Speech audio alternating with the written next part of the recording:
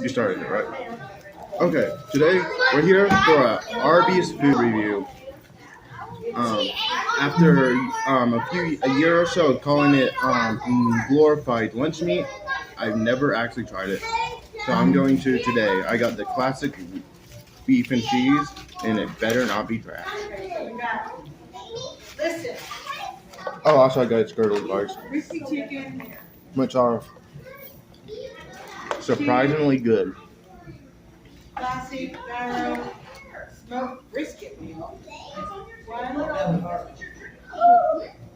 Man, I was getting ready to make fun of this.